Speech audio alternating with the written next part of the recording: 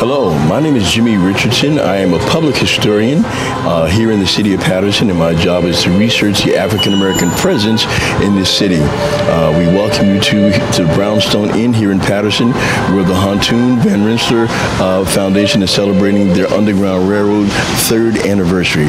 Thank you for coming.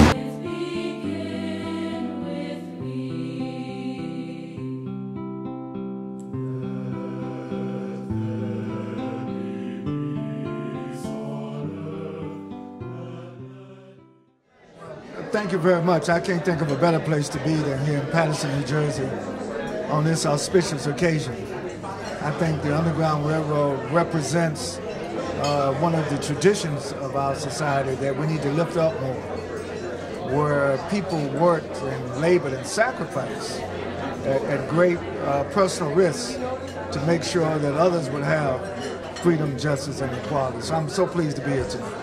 Hello, I'm Deborah Hannibal, and I'm thrilled to be here this evening to celebrate with the honorees Antoinette Brevard and Nancy Greer for the Underground Railroad Award. We're here at the Brownstone in lovely Patterson, New Jersey. Wish you were here. Hi, I'm Steve Rose, president of Passaic County Community College, and we're here tonight at the Brownstone for the annual Underground Railroad Gala. Passaic County Community College is proud to have one of the largest collections in our library about the Underground Railroad, where we open it up to the community.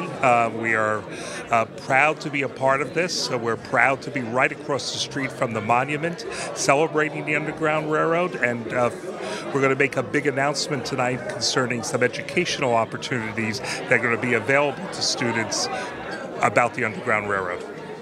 My name is Dion Wade. I am an attorney and I am the vice president of the St. Luke's CDC board. I am here at the Underground Railroad dinner in support of Antoinette Brevard, who is one of the award recipients this evening. Thank you. What she said. No, Mary Cruz. Yes, we're from the St. Luke CDC, and we're here to support Antoinette Brevard, who was our previous executive director, on behalf of the 3rd annual awards Underground Railroad dinner. And we thank you for coming to remember our legacy as well. Good evening. All right, we just wanted to make the rounds to welcome you and thank you for coming out. And I'm John Warren. I'm Dolores' husband and MC for the evening. But I wanted to get around to each one individually and thank you for your support. And invite you, if you have not, to visit the monument again. You got a brick? Okay. Have you been to see your brick installed yet? Okay. You're right there. What's your name? Okay. I think I saw your brick today. I was walking back, going around reading all the bricks this afternoon. Okay. All right. Yeah. Okay. Right there in the important place. Okay. Well, we want to thank you. Okay. Well, I want to get everybody's name. I'm big on names, so I'll start with you, and I usually remember. Oh, I remember you. She looked different the last time I saw her. Mm-hmm. Women, good or bad? It's good. You know, you women always do that. You know, you change up, and then you wonder why we don't recognize you, you know? You remember me? I try to remember what you're wearing. I remember you. I try to remember what you're wearing. That way I won't mess up if the hairstyle or something is different. The hairstyle. So when I see you next year, I'll know you had on a white dress tonight. Okay. All right. Yeah. See, yeah. I see there. I know. I didn't want to say that, but she had a different one the last time I saw her. Okay. Yeah. All right. Good. Okay. And your name is? Angela. Few? Fields. Okay, it's a pleasure. Okay, thank you. Hi, I'm Miranda Wyatt. I'm here in support of Ron, who's the great-grandson of Van Rensselaer, and I'm also the future daughter of Doris Dudek, who is co-workers and friends with Ron. I welcome you here at Brownstone Restaurant with all these beautiful, lovely mothers. I am very honored to be here on the Underground Railroad. This is a trivia unbelievable. And to put me in this position is a dream come true. Thank you. Thank you very much. I'm Murad Muhammad. Good evening. My name is Dr. John Warren. My wife Dolores is the president of the foundation, and I wanted to, on her behalf and the board, welcome you and thank you for coming out tonight. And I understand that some of you represent the best and the brightest. That's absolutely true. The youngest, the best, and the brightest. Okay. We're older ones are still bright. Okay, yes. Young man, give me your name. Okay, it's a pleasure, okay. My name is Ozma? Oslam, okay. Yes. Okay. I'm the Office of Institutional Advancement at St. County Community College. Okay, it's a pleasure. Thank you. Sounds like an important position. Okay, and you are? My name is Emily Ventura. Okay, Emily. So I heard. Yeah. And you are? My name is Jennifer Gardner, and I'm the Vice President of Fellowship for Phi Theta Kappa. All right. I heard about you too. Yes, yes. I told Dr. Rose, when I discovered Phi Beta Kappa, I was graduating. So I missed it. Good evening. Hello. I know. Thank you. Welcome. I'm the Vice President of Service. Okay. Thank you for being here. And Stephen, the Vice President, the Executive Relations. Oh, the president might have an opening. You think you might be interested? Huh? Okay. Hi. I'm Jennifer Gasparino. I'm faculty at PCC and I'm their advisor. Oh, wonderful. It's a pleasure. Thank you for being here. Okay. And you Greg Fallon, Administrative Coordinator. Oh, you're what they call a big cheese. Well, I'm the lucky one. All right. Okay. Thank you so much. All right. And I'm Bill Morrison, Associate Dean. okay, it's a pleasure. Well, I want to thank you. Hope my wife will get around. Yeah. But she wrote the book and did all the work, and I just do the PR for it. Yes. Thank you again for being here. So, Okay. is Doris here today? Yes, she is. She's here because, this is, okay, I have to go Yes, meet she's her. sitting at that table back there. We recently submitted a grant proposal to the National Endowment for the Humanities. Oh, yes. Yes. Yes. And it's about Patterson. Yes. So we're going to use Patterson as a context to infuse historical thinking into other I areas heard of about study. it. Yes. Yes. And I was very excited. Yes, we're very excited as well. Matter of fact, when the program for the humanities was written 1,000 years ago, I worked for the Congress and helped write it. So I think it's a great idea. And she's back there. I think she'd love to meet you too. Yes, absolutely. I definitely will. Okay, thank you. Kimberly Lassiter. Lassiter, thank you. I knew some Lassiters in San Diego. They're all in the ministry. Well, I'm in the ministry, but I don't know any out there. Oh, okay. Well, it must be a family thing then. Okay, and you are? Deborah Hannibal. Hannibal. Okay. Very popular, very important name. Yeah, you crossed the Alps, didn't you? Right. Okay, yes, ma'am. My name is Alice Brooks. Alice Brooks. Miss Brooks, thank you for being with us. Okay. Is that right?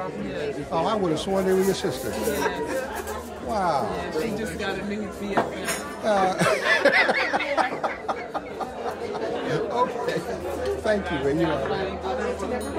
Okay. Oh, yes, you're one of the honorees tonight. Yes. I am blessed. Do you have I have a dear friend in the Washington area named Gerald Brevard. Is it, you're not?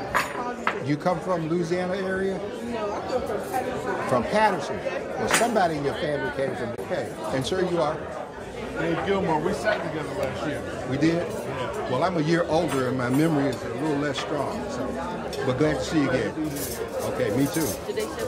Okay, we could have been in Puerto Rico. We did come around. Or Houston or Florida. No. I keep telling my congregation, don't complain about anything. You're too blessed, you know? Yeah, because it could all be much worse. Worse is always around the corner. It is. That's why I tell people there are no bad days above ground. That's right. Okay, it's a pleasure seeing you again. All right.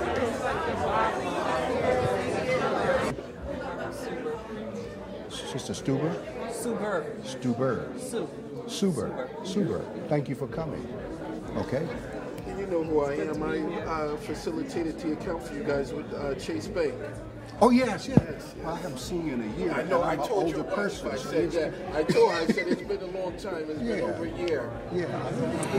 Hi, I'm Steve Rose, president of Passaic County Community College, and tonight we're excited to announce that we are going to be holding a scholarship competition to award a scholarship to a needy student who is going to write an essay concerning the Underground Railroad. We're going to be going out into high schools in Patterson and Passaic, city of Passaic, and we're going to be educating students on the Underground Railroad and getting them involved so that they can learn about the rich history of the Underground Railroad. And starting this competition, it's going to be great to spread the word of the Underground Railroad. Just to be part of the Underground celebration, you know, I always say that we must remember our past. We can't never forget our ancestors and the hard time and the struggles that they have had, and for me to be where I'm at today. And I say to people that I am so proud to be here to represent the city, the third largest city, the state of New Jersey. And I say that, you know, my grandparents are not here, my mom and dad is not here. You know, I have my brothers here, my brother and my sister, but I always say to children, you can accomplish anything. You can do anything that you want to do. If you just stay focused and do the right thing, and I say keep the eyes on the prize. And to me, the eyes on the prize is to make your community better, to make your whole area of town where you live better. And it's not about you doing something by yourself. And I always say to people, and when I first got elected, I always say, it's not an I, it's a we. Because we together can accomplish many, many things. And I say, and I look at myself, and I'm so proud, and I know my mom, and I know everybody, and I say, no matter how old you get in life, you still want to make your ancestors and your family proud of you. No matter what, you still want to make them proud. Ladies and gentlemen,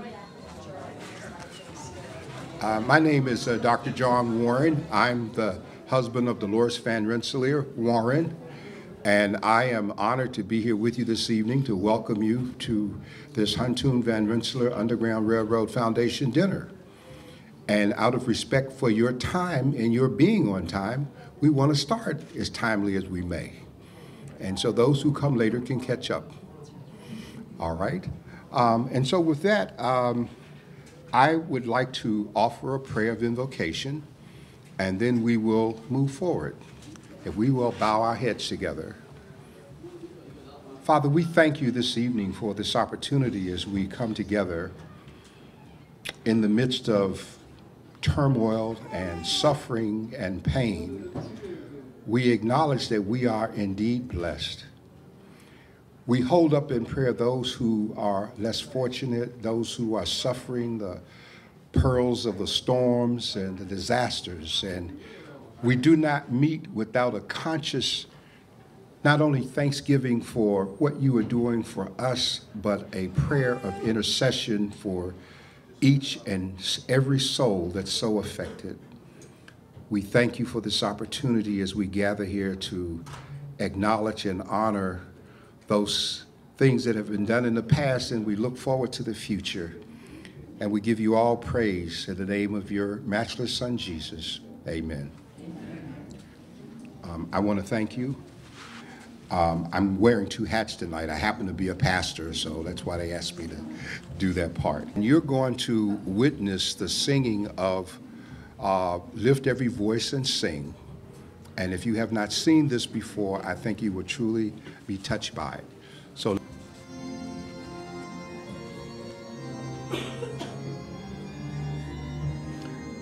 those who know the words may feel free to sing. If you don't, it's okay. They put them up. Every voice and sing till earth and heaven rings with the harmonies of liberty. And I'll rejoice sing, rise, high as the listening skies. It may sound loud as the roaring sea. Sing our song, full of the faith that the darkness has taught us. Sing our song, full of the hope that the present had brought us.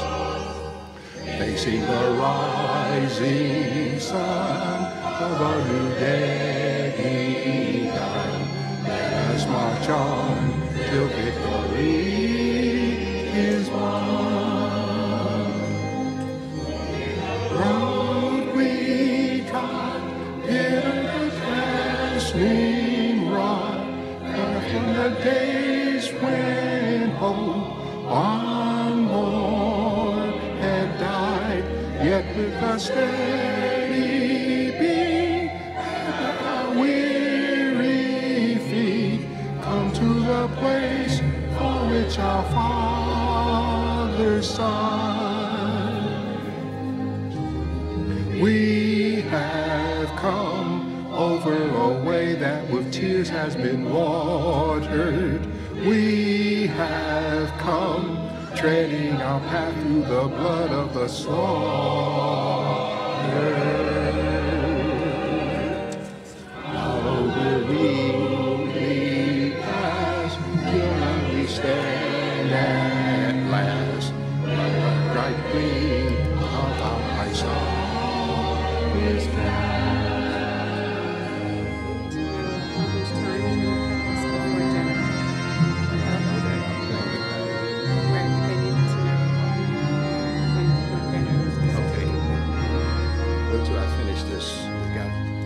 Good evening, everyone.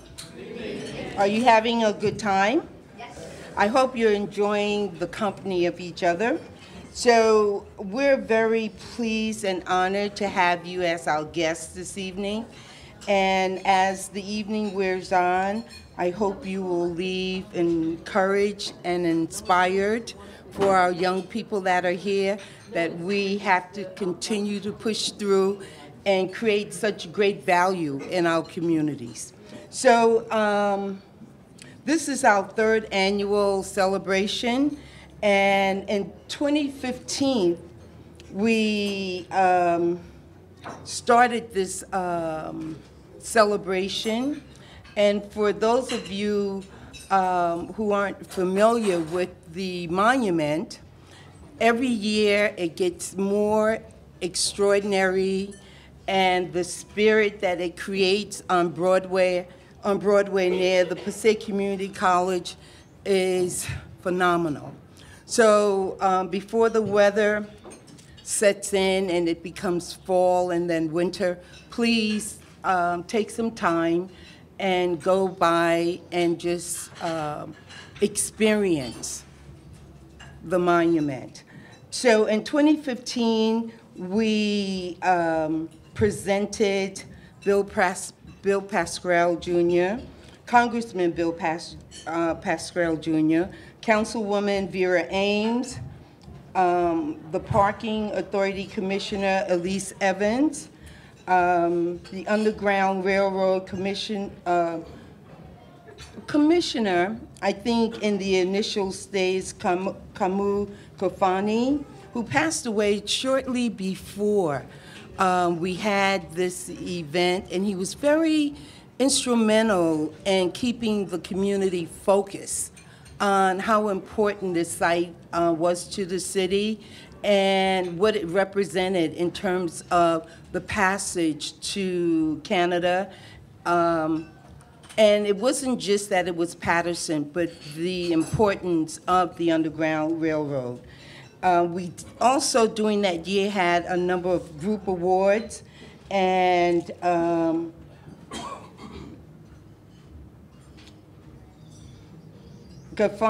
it's not Gafani. Where's G from the preservation? I always call him just G.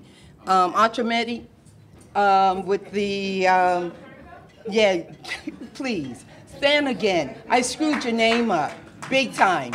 So can you just stand? And I'm not going to give him the mic. Please stand. Are you listening?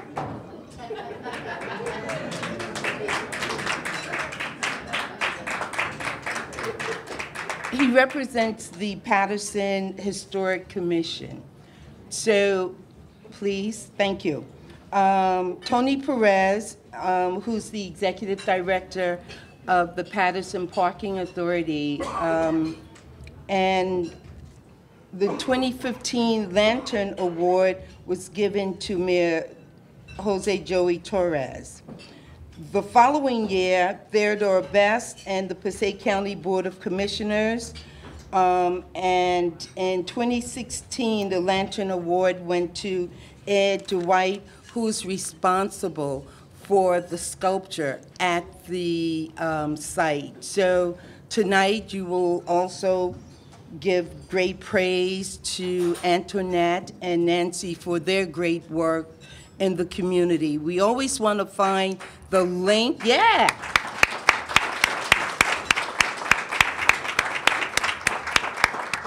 And for the young people in the room, we felt that we were going to take that journey of making it that we're going to not sit down and not do anything, but we are very interested and we're so much engaged of having younger people take on this. So not that Antoinette and Nancy are young, but they're younger than a number of us on the foundation. So we're really looking to the young people in our community to take the torch and carry forward. Thank you so much.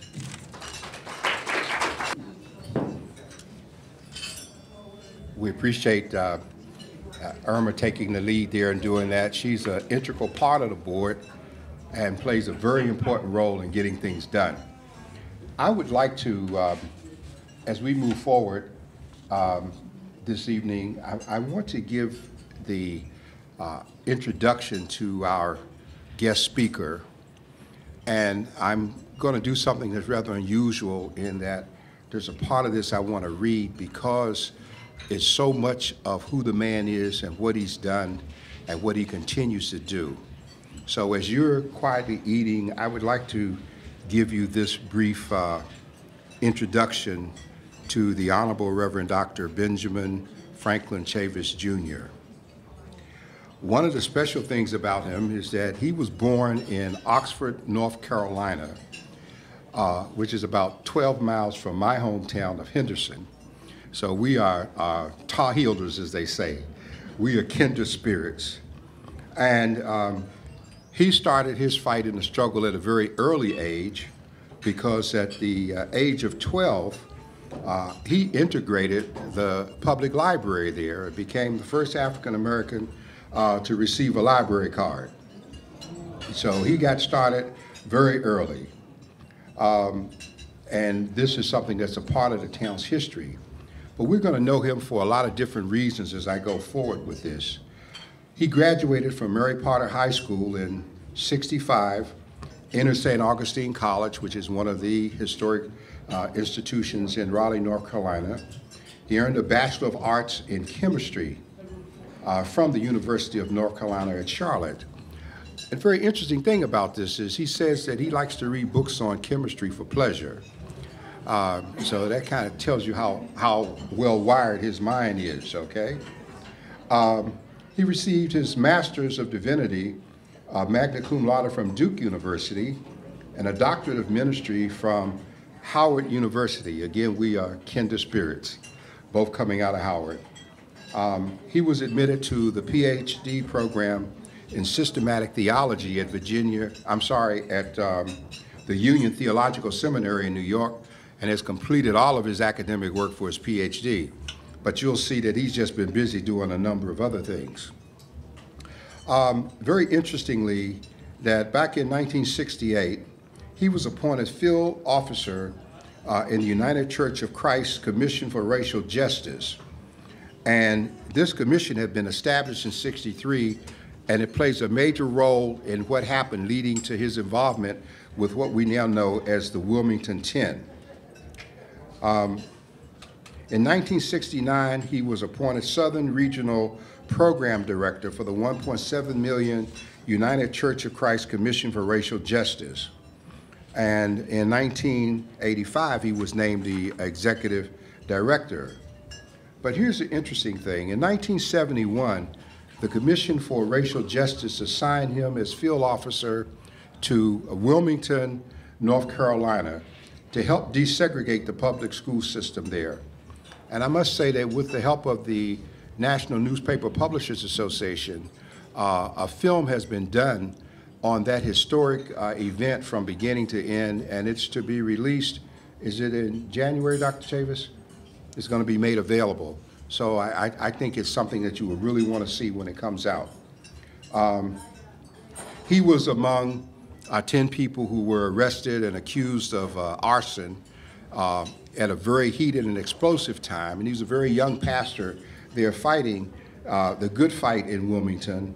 And what happened was they were all arrested, and at the age of 24, he was given a 34-year prison sentence. 34 years.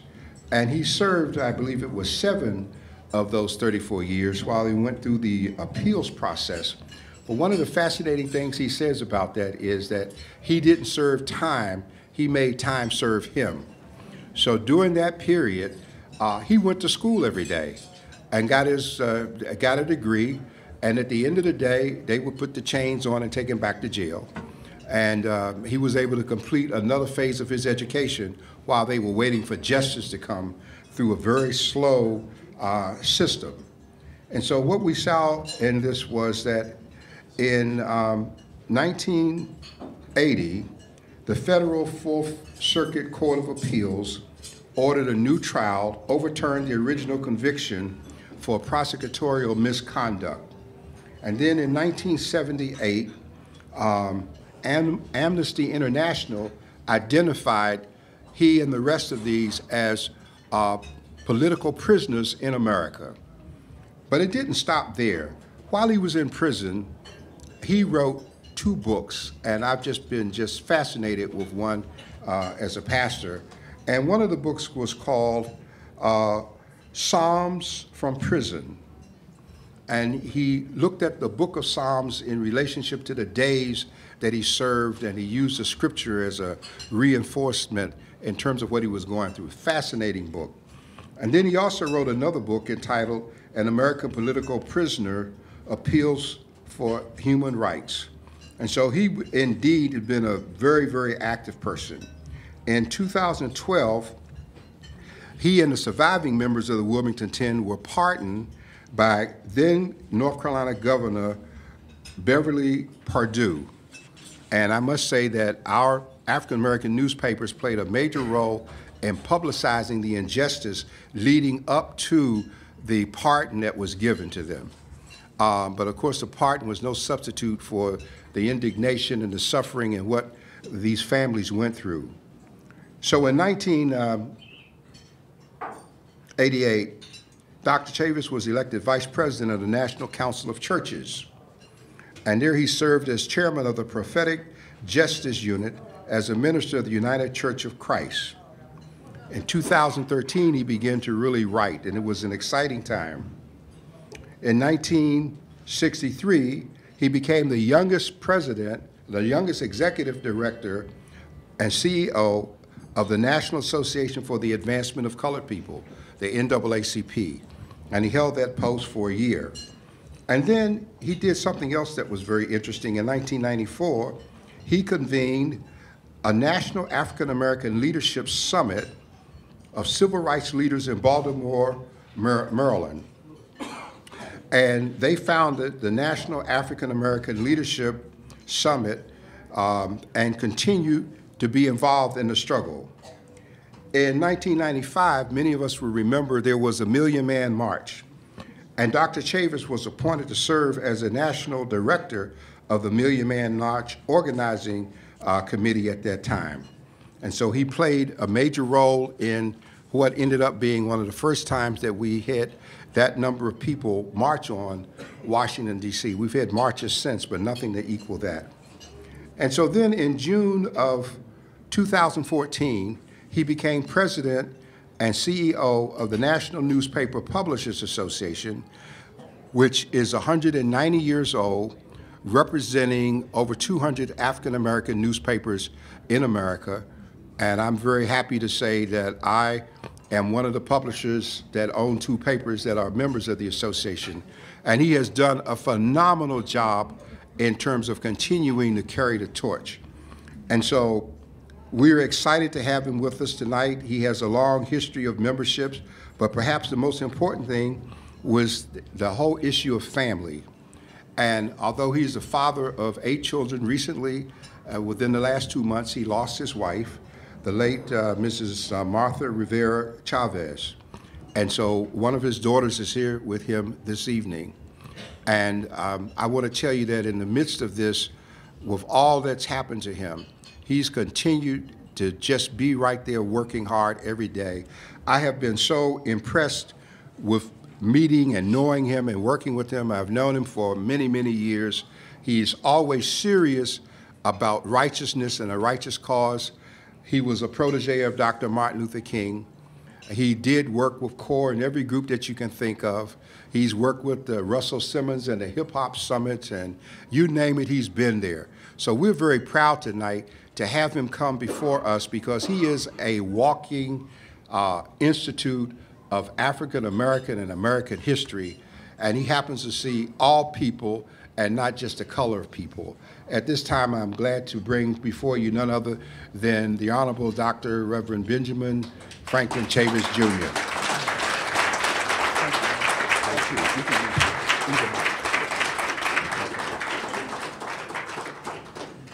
Thank you very much.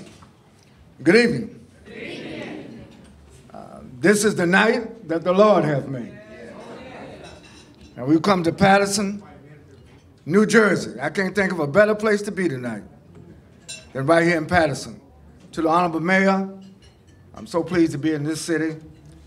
And to Reverend Dr. John Warren, thank you for those kind words of introduction. I'm here tonight with one of my daughters, Anna. She's 26 years old and studying to be a gymnologist. Instead of wearing the jewelry, she's trying to sell the jewelry. So my daughter, Anna, I'm glad to have her with me.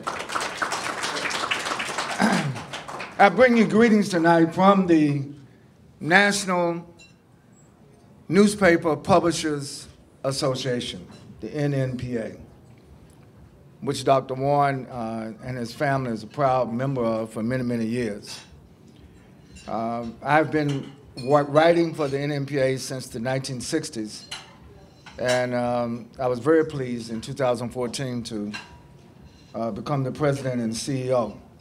It's a trade association of, as John has mentioned, 211 African-American owned newspapers.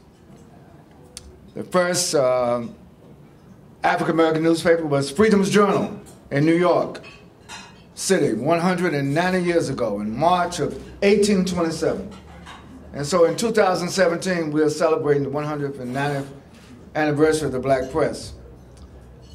We've been at it for a long time, and it appears we still have to be at it. I'm always conscious of the progress that we've made.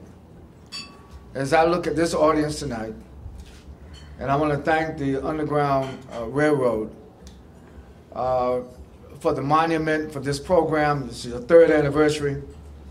Thank you for allowing me to participate and help to celebrate.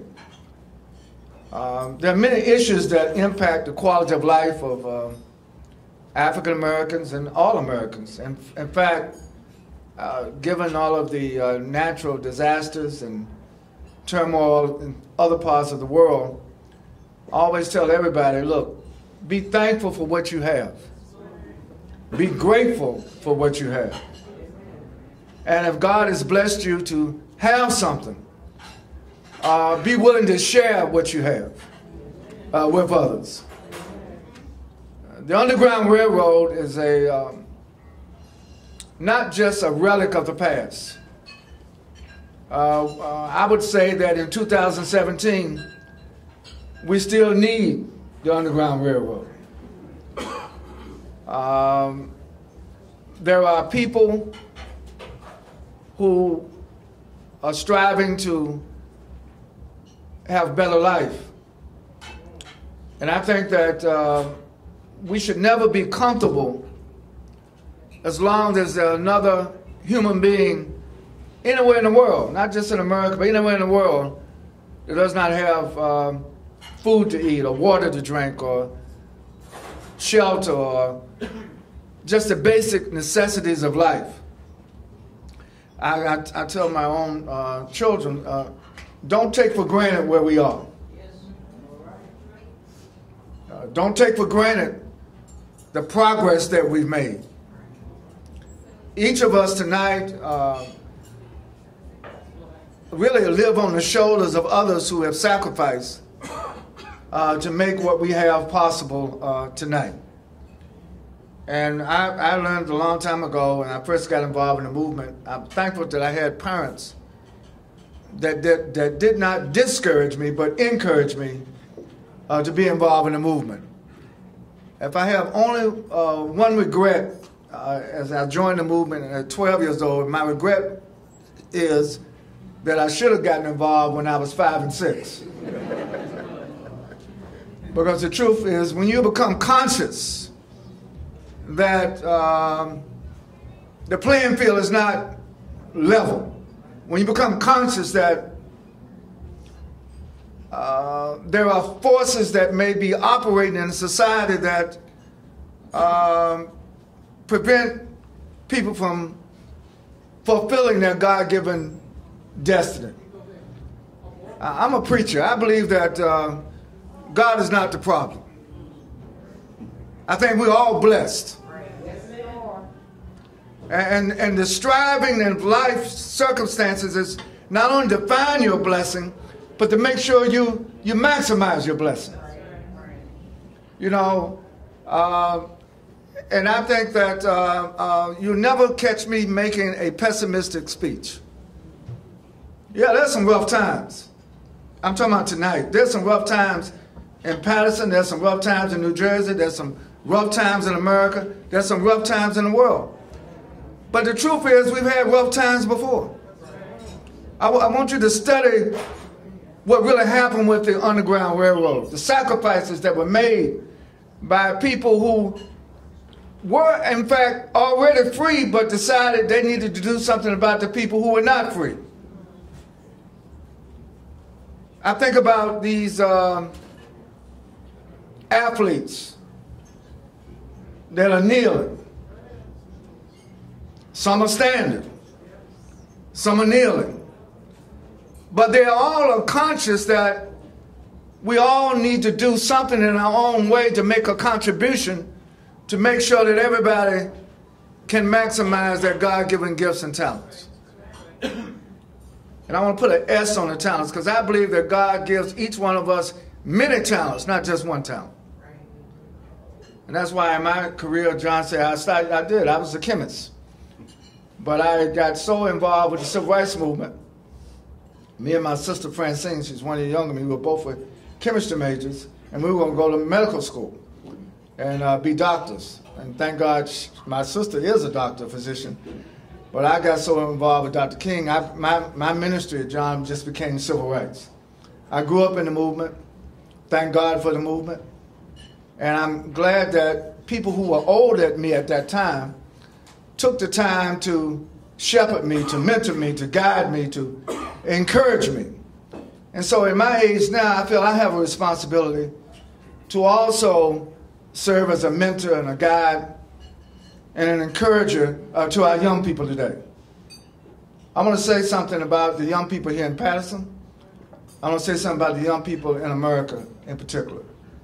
I believe that the young people today are not the lost generation. I think the young people today is the best, most talented, most creative, most genius-laden group of young people we've ever been blessed to witness. However, our young people need to be encouraged because there's too much in our society that discourages our young people. When I was coming up, there was no such thing as dropping out of high school. We were trying to get in.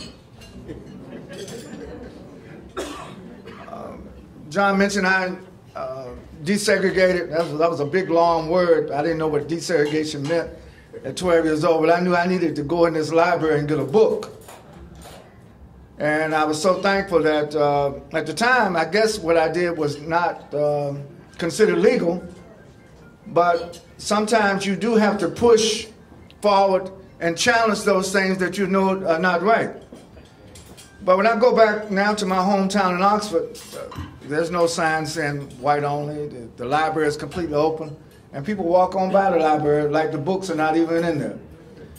But I think that's part of our generation. We have to remind our young people, not just the importance of reading, not the importance of getting an education, but we have to make sure that everybody's striving to get the best education. I think education is a way of leveling the playing field. And I'm always encourage our young people to not only stay in school, but learn all that you can. You know, get as many degrees as you can. Learn how to do more than one thing. My father was not on a school team, he was a brick mason. So by the time I was 6 years old, I knew how to lay a straight row of bricks. So if I got fired from every job right now today, John, I could go still lay a straight row of bricks. I know how to use my hand as well as use my mind. But I just want to, I'm not going to be long tonight. I mean, I kind of fired up, want to keep you here the rest of the night. But I'm going to stay within the 20 minutes that I've been allotted. I want to just share 3 things with you that I think hopefully may be helpful to you. Number one, when I think about the Underground Railroad, what are some of the enduring lessons that all of us can learn that are applicable to 2017? You know, New Jersey is, I live in Montclair, by the way. I've lived in Montclair for the last 30 years. At least that's where my address is. I spend more time at the Newark Airport or at the Penn Station. I know all the conductors on the train because I spent more time, I used to see Joe Biden all the time. He would get on the train in Delaware. But between Washington and New York, people say, well, I work in Washington, but I live in Montclair. How's that possible? Well, it's possible. That's because I'm always on the move. And the sad thing tonight, I was rushing to get here on time. I was on the Acela, and we came through Trenton, and all of a sudden the train stopped. And someone in Trenton jumped in front of the train deliberately. And there were a lot of business people on the train. I guess I'm a business person too. And they got very irritated. Why is the train stopping? I said, well, wait, hold tight. We can get where we're going. The train just hit somebody. And I was concerned when the conductor announced, well, a trespasser has been hit. And there was more emphasis on the guy trespassing than the fact that this is a human being whose life has been taken. And no one knows whether he wandered onto the track or he delivered it. But sometimes, my first point is, we should not rush to judgment. We should not rush to judgment because we may not know what the circumstances are. But I know we live in a society now where if it's not on Twitter, if it's not 140 characters, we may not pay attention to it. And so to me, something happens every day that informs not only what you know, but informs what you should go after. And so I had an opportunity, John, on the train coming here to pastor to some of the other business people that got impatient, you know, because they didn't want the train to stop, even though it hit somebody. And even though after they heard that the person had passed, you know, they said, well, I got an appointment. I said, we all have an appointment. You know, we all have an ultimate appointment. But between reaching our appointments, we should never forget that every human being, every life is precious. Every life is precious. And we should be striving to make sure that every life in our community, every life in our state, every life in our nation, every life in the world in which we live in gets a chance, my first point, to maximize their God-given gifts and talents. So what I'm trying to emphasize to you tonight is that in every life, a storm will come, a cloud will come. But one of the things I learned, because John mentioned, well, how did you make it in prison 7 years knowing that you were innocent? Well, first, I knew we were innocent. And secondly, I decided, one of the things I learned from Dr. King, he said, look, no matter what you go through, don't you let anything or anybody ever break your spirit. And so I've come to Patterson tonight as we celebrate the Underground Railroad, as we celebrate the monument, as we celebrate the good work that the board worked hard to establish the monument, that I hope that we would leave tonight rededicating ourselves to what the ethos of the Underground Railroad still represents today. And that is that we have to help each other get on Freedom's Road. But not just as a journey, but make sure you get to the destination. You know, the North Star. Making sure that we encourage our young people to assail and to do what's to be the best in life, to strive for excellence. Next week I'm going to be in Detroit with one of my colleagues, Reverend Jesse Jackson. We're having an auto summit. And, you know, we buy a lot of automobiles in the United States. And sometimes people buy automobiles as a status symbol. And I know sometimes a lot of us got more than one automobile. Nothing wrong with that. But I think about the brothers and sisters who don't have no automobile. You know, I caught an Uber here because I thought I was going to have a problem parking.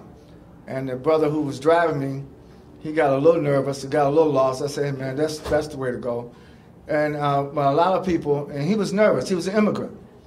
And I know he didn't know English that well, but my thing was, I wasn't going to get on his case. I want him to be successful being an Uber driver. You know, he got me here safely. I thanked him, and I went on my little device and gave him a tip for getting me here safely. Because to me, that's part of our own journey.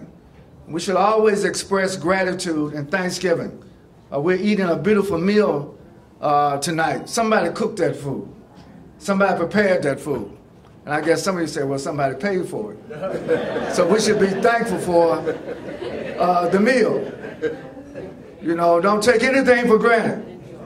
The water. You drink that glass of water. Do you know how many people in the world today do not have clean water to drink?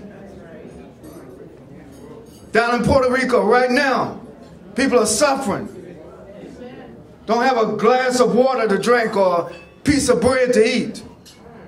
So as we share this meal tonight, let us be thankful, yes, for our presence here, but also let us be conscious that there's a world, a whole wide world out here that we need to help change to make better.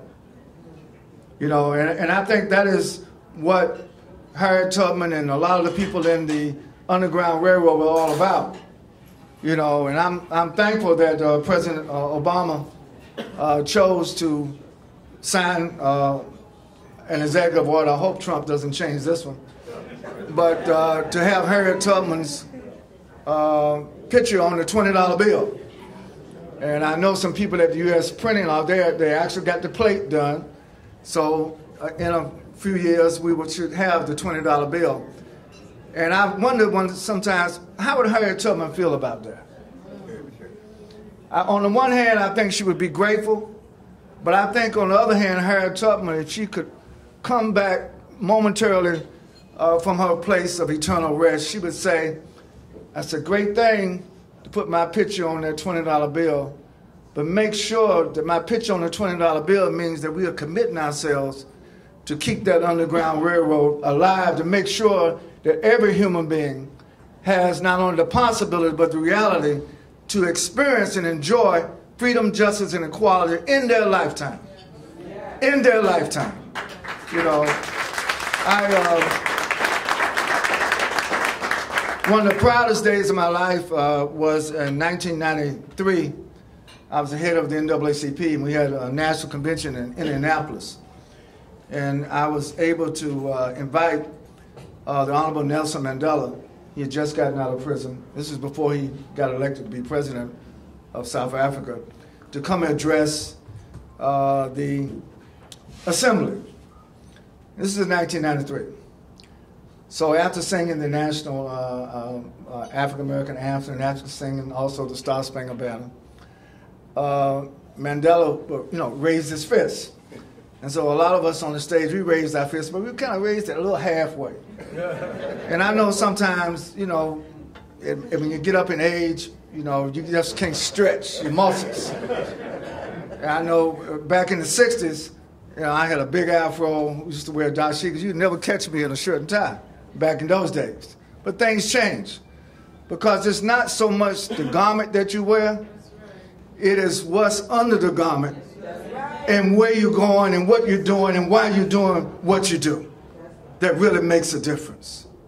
And so my point simply is that we should take these blessings that all of us have and share these blessings and be more caring and loving of one another, And I remember that day on the stage in Indianapolis, Brother Mandela leaned over to me and said, "Ben, is everybody here got arthritis?" I said, "No, brother." I said, we may be a little tired. And I got to the mic. I said, "Hey, everybody just raise your fists up high." And we raised our fists up. It's a symbol, not really to hit nobody. It's a symbol of solidarity. When John Carlos and Thomas Smith won the Mexico Olympics, the gold and the silver prize, they basically just raised their fists. They didn't do anything, but it was a statement of the condition, what was going on in 1968 at the Mexico Olympics. And unfortunately, they were punished. In fact, John Carlos had to leave the United States. He lived in Canada for many years and came back.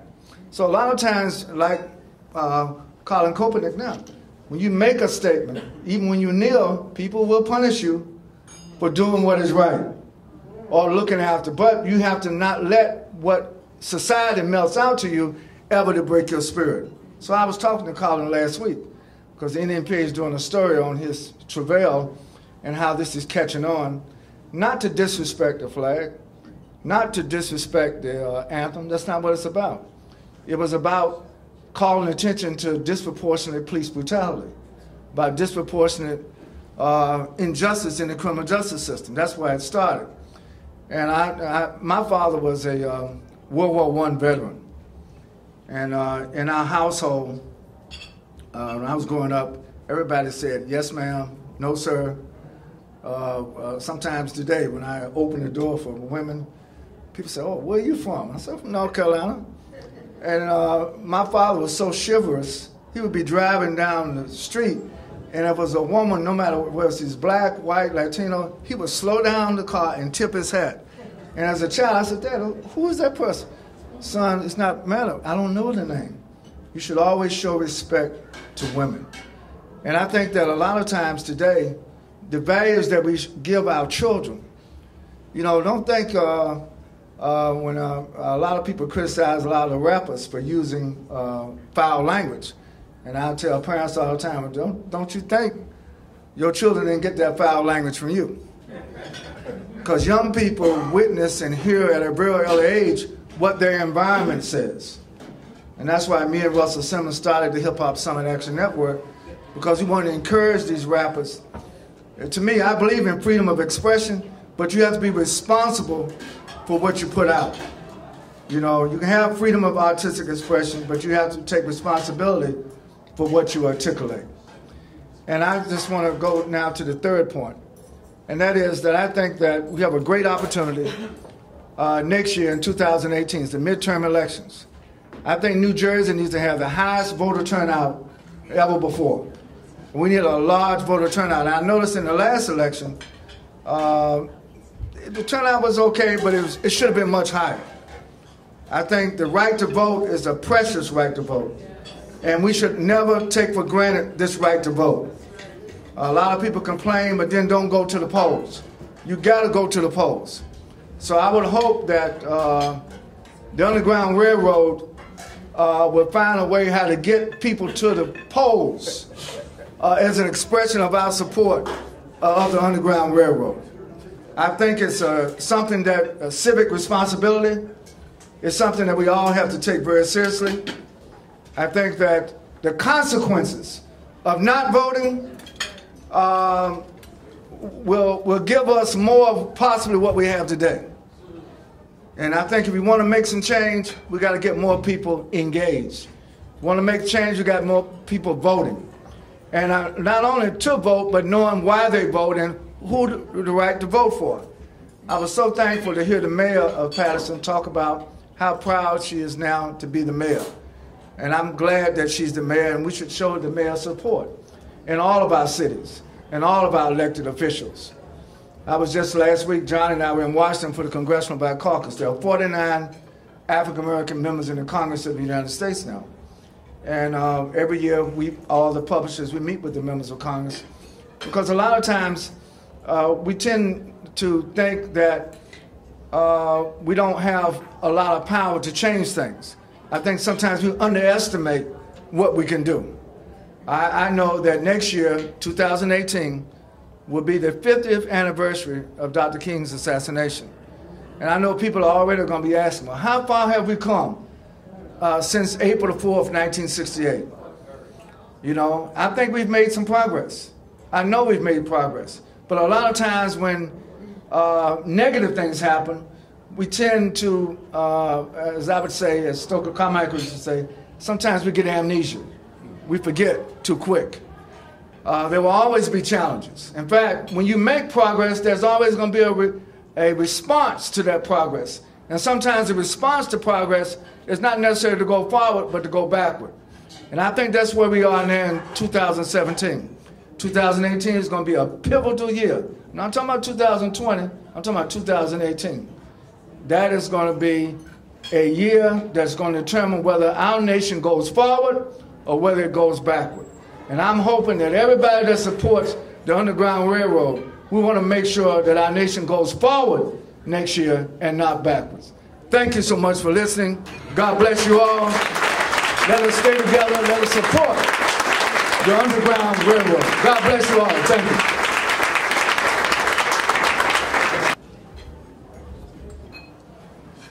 We just enjoyed some heart-rending remarks, and it's always important for us to look at where we've come from. It gives us an idea of where we're going.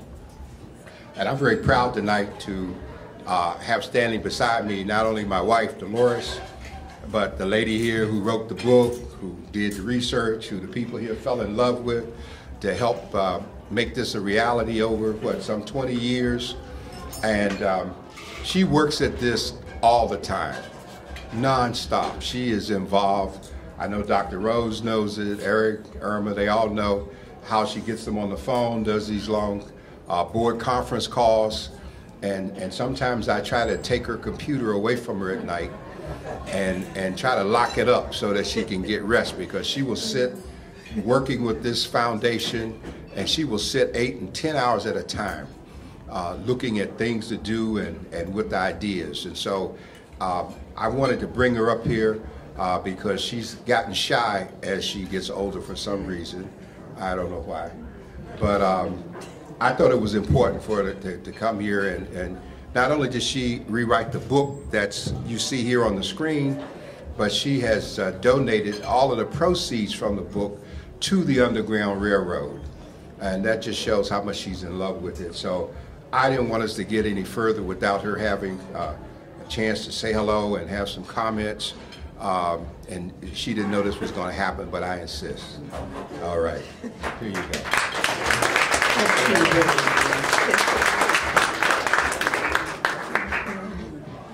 Speak from the heart.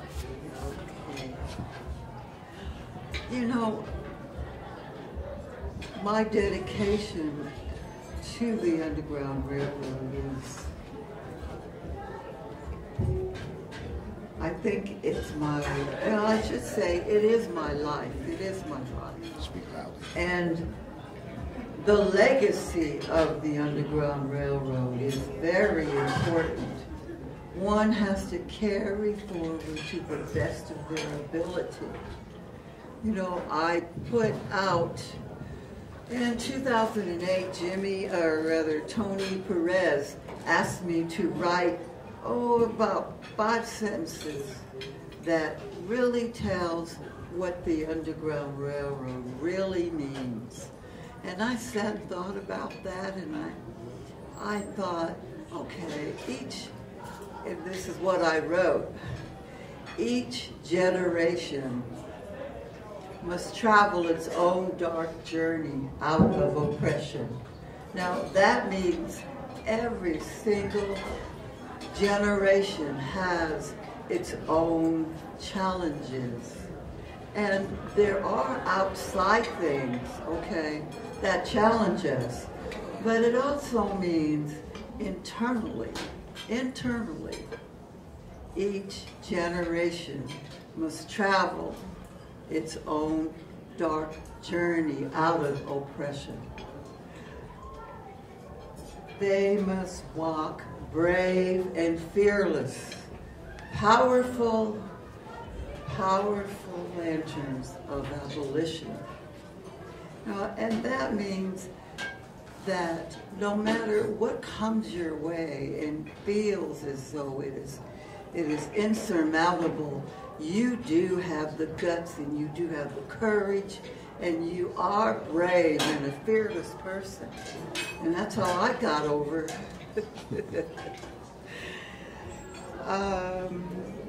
After that, I remember thinking, okay, now we must leave a mighty legacy. Those of us who are proud, who are brave, and who are fortunate to have the courage to experience our journey. They must leave a bright light, a bright lantern for the future guardians of humanity, their children, the next generation. Okay? Okay. Okay. This is why you have lanterns on each of the tables, yes. And while there are lanterns at the monument site as well. Okay. We're going to continue. I know you're beginning to eat, but we want to continue the program, realizing what the hour is. And this is a part of the program where I'm going to be very honored to call one of the most esteemed members of the board forward. And he's humble and modest, but we love him dearly. Dr. Stephen Rose, please come forward.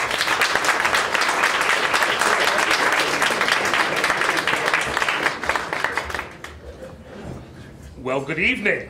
Good evening. Well, this is a special evening. Every year. I think they keep getting better each year.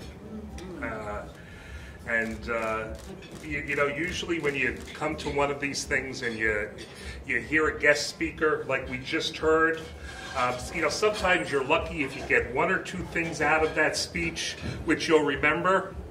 I don't know, I think I got about 24 things out of that speech that I'll remember. And almost everything you said applies to what we're talking about tonight. Because what we're announcing tonight, what this foundation is all about is the fact that this Underground Railroad, and that's what you see Dee's passion, and you see why she does this. It's a story that a lot of people don't know. And it's a story that really can never be forgotten because there is so much to learn from it, and there's so much that this generation could learn from it, and future generations need to learn from it. So we can't forget about it. So we as a board are constantly, that's why we put up the monument. It's not about taking some metal and putting it together and making a wonderful park. That's not why that is. It's because we want to get people over there so that people will ask questions. And that's why at the college, we have put together a collection of hopefully almost everything there is on the Underground Railroad. If something comes out on the Underground Railroad, we put it in our library collection at the college because we want there to be a repository of everything that's out there. So we keep trying to find new ways that we could spread the word of what the Underground Railroad is, and especially,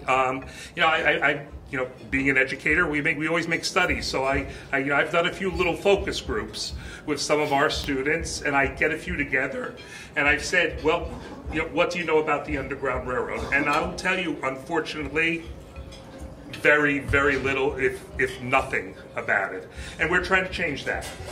So what we're announcing tonight is that through, as you see, Dee has written this book, and if you don't have a copy of this book, I'm going to give you another reason why you should buy a copy of this book, because Dee is donating the proceeds that she has getting from this book towards establishing a scholarship.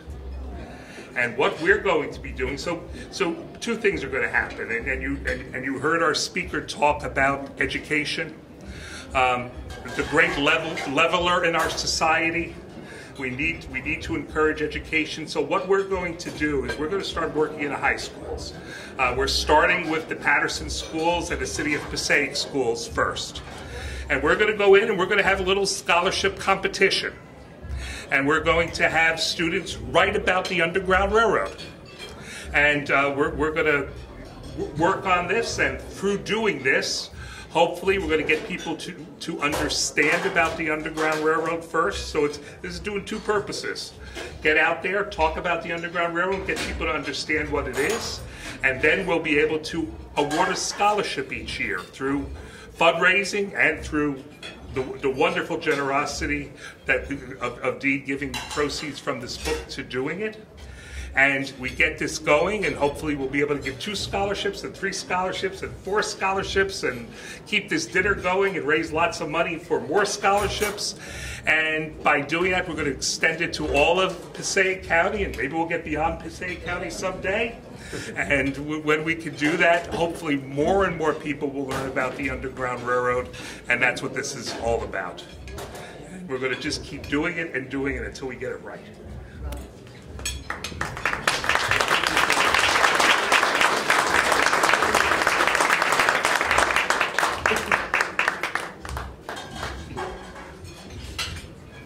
I don't know if everyone has had an opportunity to go to the college and experience the collection there of materials. We were talking earlier this evening, and I was sharing with Dr. Rose additional films that have come out about the Underground Railroad. And there's a renewed interest that's been associated in part with the opening of the National Museum for African American History and Culture in Washington. And so I believe that there are going to be more people coming to Patterson and looking at the monument here, and we hope to channel young people over to the community college and start some free film nights where we're showing some of the films that have been compiled. Dr. Rose says that if there's been a film put out on the Underground Railroad, either we got it or we're in the process of buying it. And so that means all we have to do now is get the community to come in and have the community get that experience and fill that gap. And I believe that the board has decided that by doing the scholarships and connecting them to essays concerning the Underground Railroad, that it's going to heighten the interest, and we're going to have some young people come forth. And that is a way to keep an idea alive. Because, you know, today it takes about 25 years to just lose track of history. And what is altered or removed in a 25-year period, if it's not written, it's like it never happened. And we want to make sure that that doesn't happen here. This evening we have 2 really great women of the city of Patterson to celebrate their commitment to our community. I've known both of these young women for some time, and I work with them, and most times I encourage them to come out and work because I know the end result would be a success. I'm going to call Antoinette Brevard up first. Come on, give her.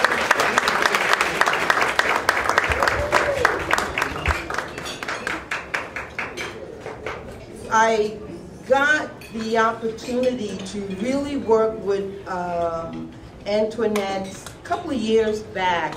She was working at St. Paul CDC. I'm sorry, St. Luke, St. Paul. St. Luke. I'm doing all of this from my memory, so please, all right?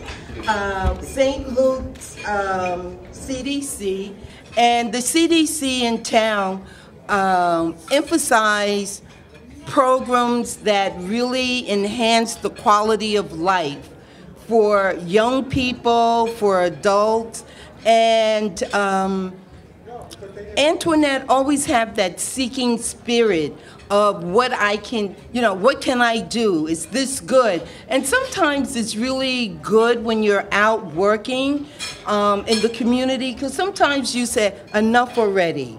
But I know when I have young women such as Nancy and Antoinette alongside, I never feel like I have to give up. I could slow down, but I know that they're going to pick it up. So, and it's mutual. I think it's really mutual because Antoinette takes ideas and she builds on it and she creates value. From the Municipal Council citation to Antoinette Brevard, congratulations and thank you for making a difference in our community. And you know what the rest of it says, but that's the important part. Thank you for making a difference.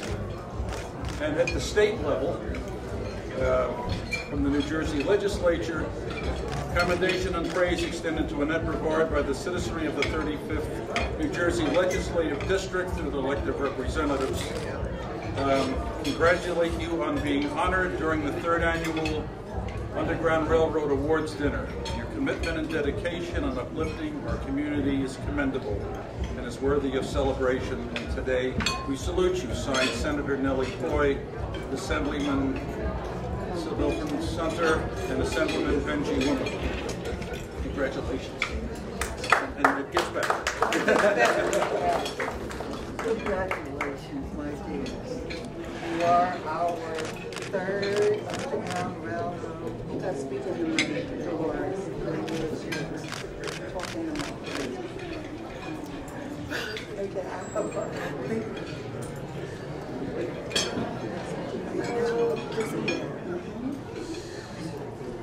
So right now I'm super excited just to be here. I am a native of Patterson and I love my city. I love the people of Patterson. I've seen us go through a lot of changes and I want to be a part of the positive change. Because they told me I have to say something for 2 minutes and I know that's a super long time when you're standing in front of people. I wrote a note because I want you to understand that I do understand. All Americans are immigrants. Slaves were involuntary immigrants who were taken from the African shores to become property. Unlike other immigrants who escaped their countries and sought refuge in America, slaves who escaped were considered fugitives. Thousands of Americans, both black and white, worked together to help people escape slavery to gain freedom in the Underground Railroad. My love of learning about the contributions of black people in American history instilled in me a sense of responsibility to do whatever I can to uplift and educate my community in this constant struggle to overcome the residual scars of slavery. Especially since I was raised during the Civil Rights 60s in a diverse community where blacks and whites lived, worked, and played together. If it could be done then, we must find a way to do it now. I am overjoyed to share this experience with Ms. Nancy Greer, who I consider a sister who is a constant light in the struggle to save our community. And the struggle is real. I offer my sincere gratitude to the Huntoon Van Rensa Foundation for selecting me as someone worthy to receive this award. This room is filled with people who have taught me life lessons and resiliency. And that gave me the fortitude to pass on these lessons to the teens I mentor, who are our future. I consider their success my report card, And receiving these awards tonight is my honor roll. I thank you all for everything that you have done, and continue to fight with us. Our next honoree for tonight is Nancy Greer.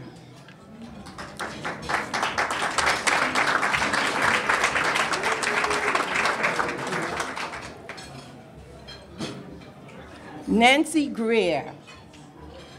She knows when, just not me, but I think everyone, I think everyone in town knows if you want the job done, call Nancy Greer.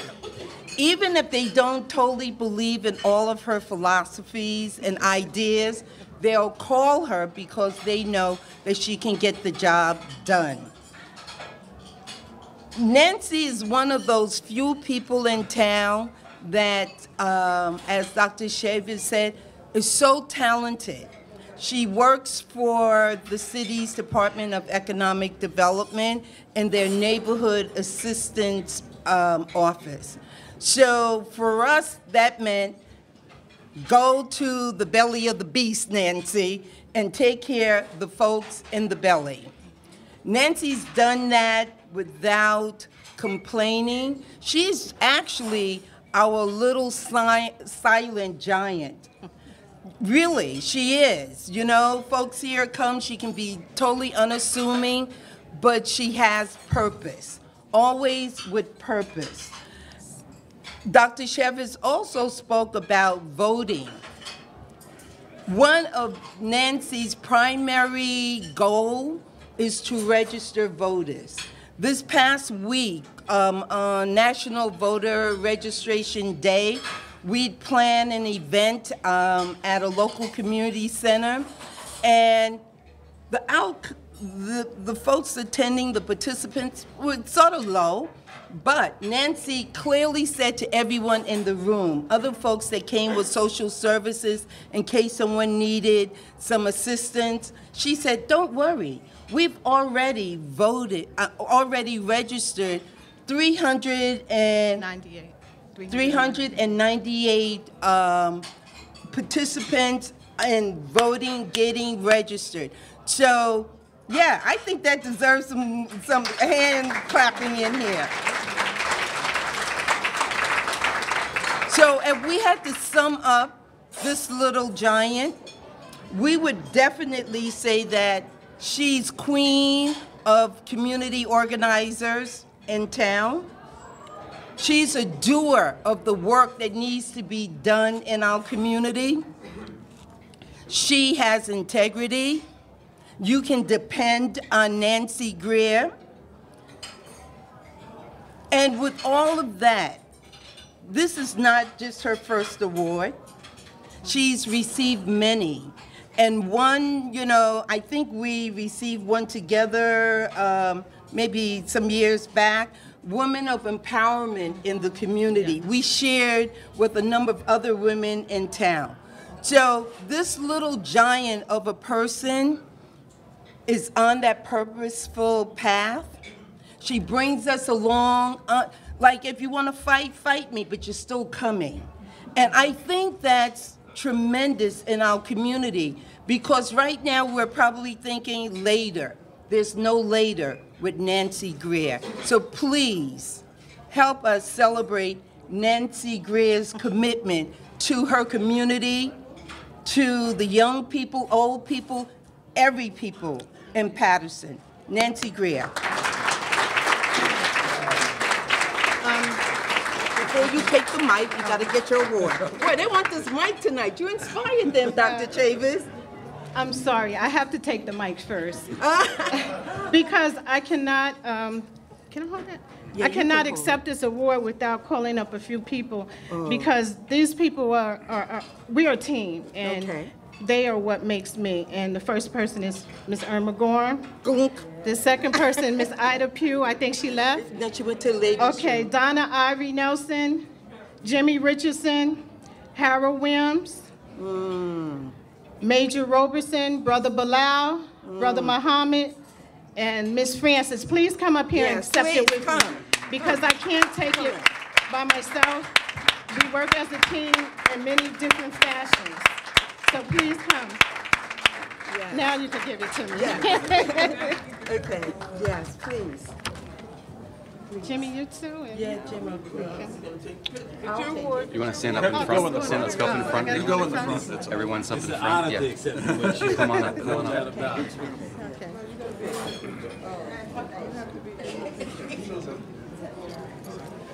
If any, Yes. Oh, you got okay.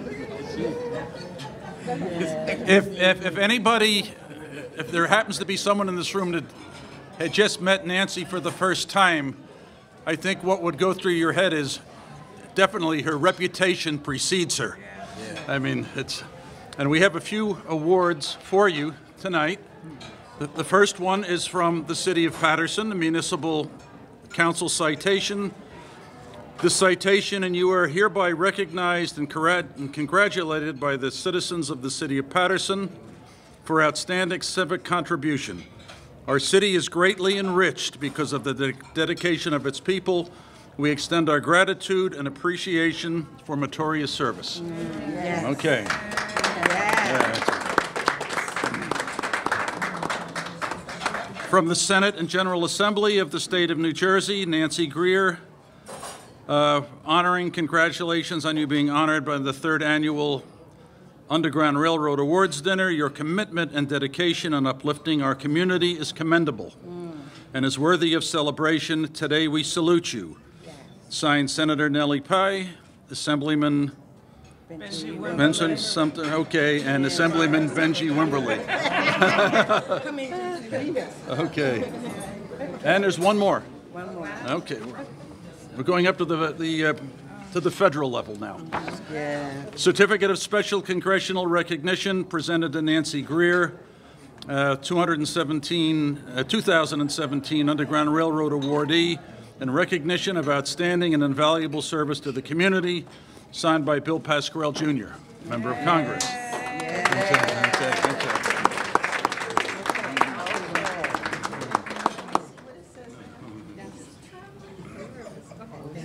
Lovely thing. Now, Gianfranco Archimedes is a former past awardee, and I would like him to give his legacy to her. Okay? There we go. Nancy, welcome to the club.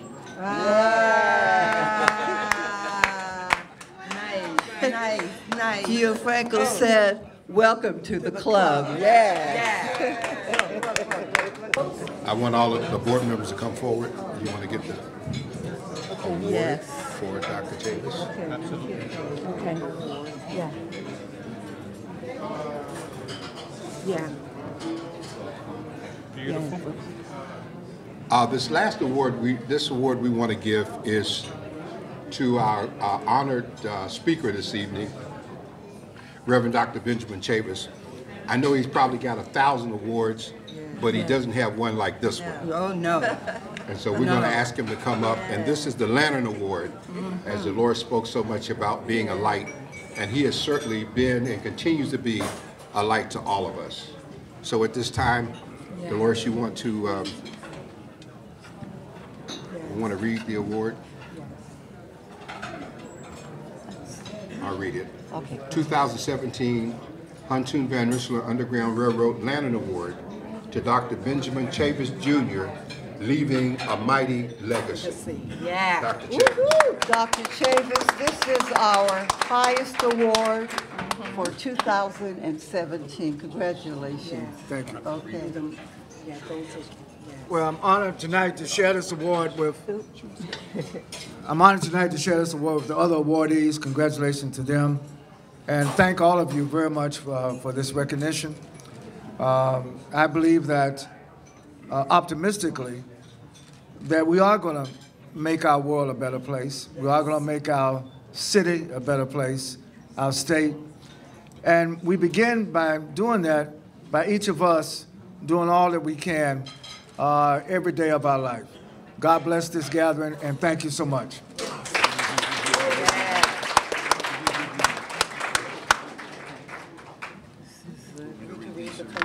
They want to get the... Yeah. After we do the pictures, we have one more special award that we'll be doing. Okay. So, are you going to take the pictures for those of you who are up here? And once Okay, you let's come take home, some we'll go. pictures there from...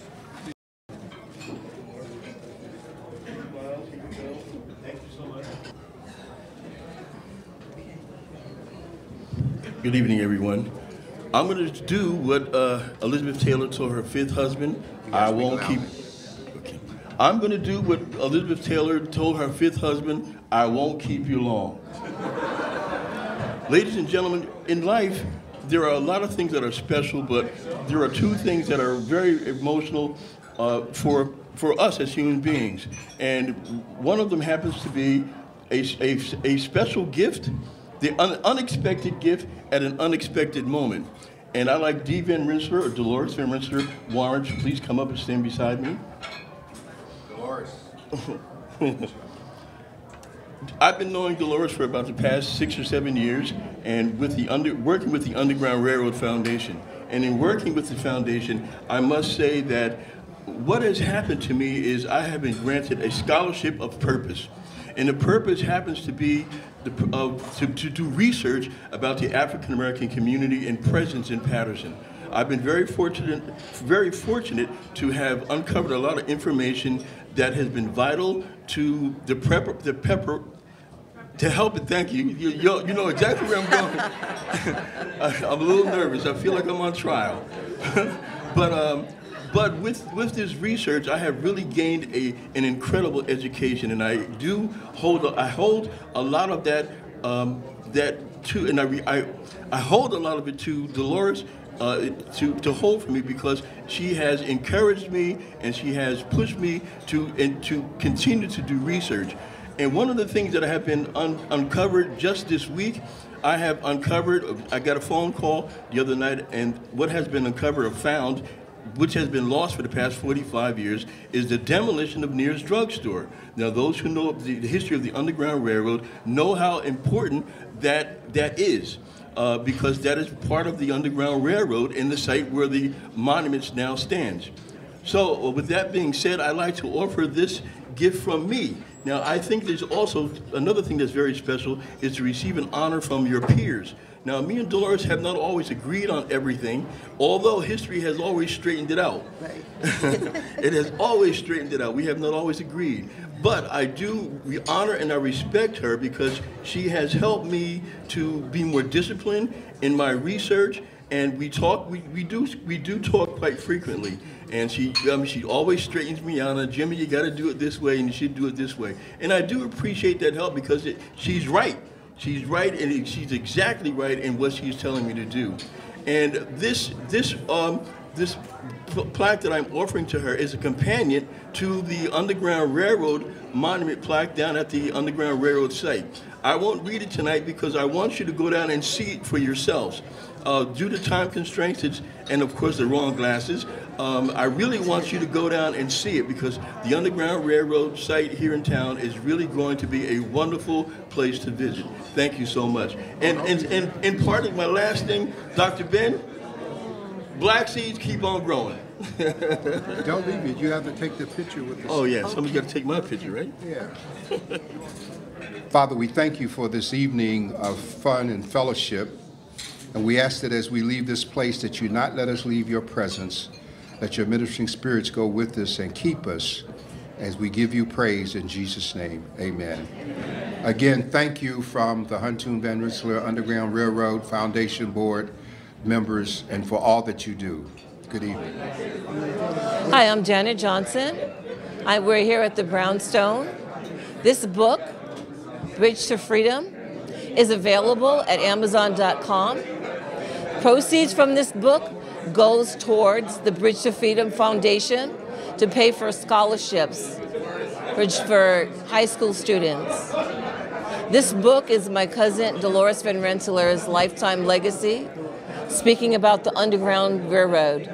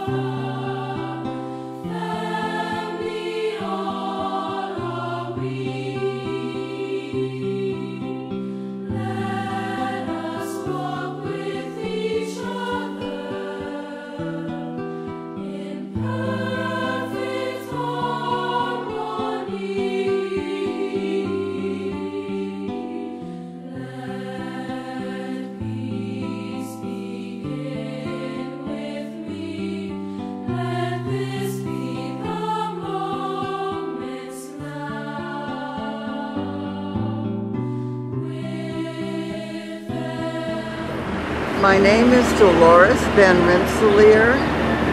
My name of my book is Bridge Street to Freedom, and it is available at Amazon.com, BarnesandNoble.com, or HarvardBooks.com.